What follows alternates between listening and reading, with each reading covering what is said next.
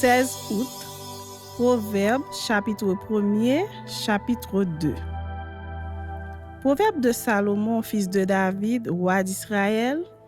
Pour connaître la sagesse et l'instruction, pour comprendre les paroles de l'intelligence, pour recevoir des leçons de bon sens, de justice, d'équité et de droiture, pour donner aux simples du discernement, aux jeunes hommes de la connaissance et de la réflexion, que le sage écoute et il augmentera son savoir, et celui qui est intelligent acquérera de l'habileté. Pour saisir le sens d'un proverbe ou d'une énigme, des paroles des sages et de leurs sentences, la crainte de l'Éternel est le commencement de la science. Les insensés méprisent la sagesse et l'instruction.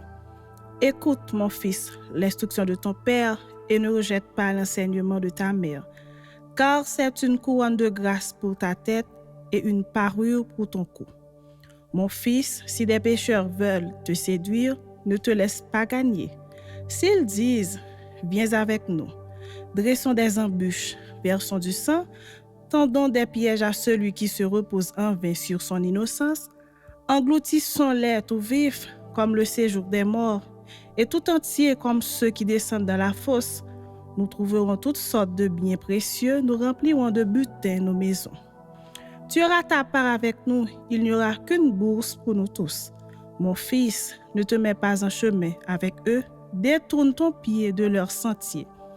Car leurs pieds courent au mal et ils ont hâte de répandre le sang. Mais en vain, jette-t-on le filet devant les yeux de tous ceux qui ont des ailes. Et eux, c'est contre leur propre sang qu'ils dressent des embûches, c'est à leur âme qu'ils tentent des pièges. Ainsi arrive-t-il à tout homme avide de gain, la cupidité cause la perte de ceux qui s'y livrent. La sagesse crie dans les rues, elle élève sa voix dans les places. Elle crie à l'entrée des lieux bruyants, aux portes dans la ville, elle fait entendre ses paroles. Jusqu'à quand, stupides, aimerez-vous la stupidité? Jusqu'à quand les moqueurs se plairont-ils à la moquerie et les insensés haïront-ils la science? Tournez-vous pour écouter mes réprimandes. Voici, je répandrai sur vous mon esprit, je vous ferai connaître mes paroles. Puisque j'appelle et que vous résistez, puisque j'étends ma main et que personne n'y prend garde, puisque vous rejetez tous mes conseils et que vous n'aimez pas mes réprimandes, moi aussi, je rirai quand vous serez dans le malheur, je me moquerai quand la terreur vous saisira. Quand la terreur vous saisira comme une tempête et que le malheur vous enveloppera comme un tourbillon, quand la détresse et l'angoisse fondront sur vous. Alors ils m'appelleront et je ne répondrai pas. Ils me chercheront et ils ne me trouveront pas, parce qu'ils ont haï la science et qu'ils n'ont pas choisi la crainte de l'Éternel, parce qu'ils n'ont point aimé mes conseils et qu'ils ont dédaigné toutes mes réprimandes. Ils ne nourriront du fruit de leur voix et ils se rassasieront de leurs propres conseils, car la résistance des stupides les tue et la sécurité des insensés les perd. Mais celui qui m'écoute reposera avec assurance, il vivra tranquillement et sans craindre aucun mal. Chapitre 2.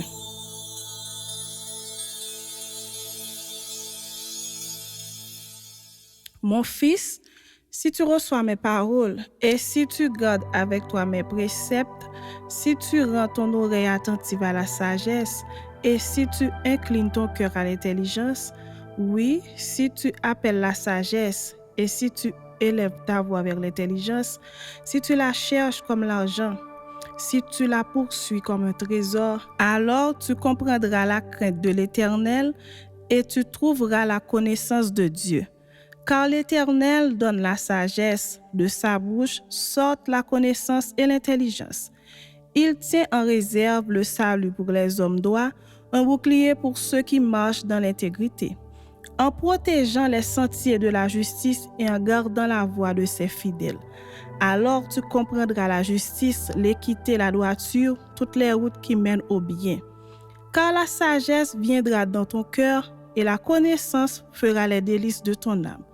La réflexion veillera sur toi, l'intelligence te gardera pour te délivrer de la voie du mal, de l'homme qui tient des discours pervers, de ceux qui abandonnent les sentiers de la droiture afin de marcher dans des chemins ténébreux, qui trouvent de la jouissance à faire le mal, qui mettent leur plaisir dans la perversité, qui suivent des sentiers détournés et qui prennent des routes tortueuses, pour te délivrer de la femme étrangère, de l'étrangère qui emploie des paroles doucereuses, qui abandonne l'ami de sa jeunesse et qui oublie l'alliance de son Dieu.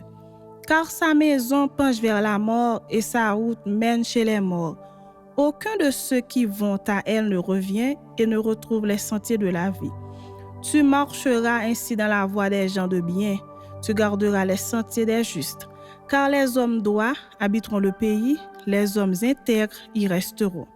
Mais les méchants seront retranchés du pays, les infidèles en seront arrachés.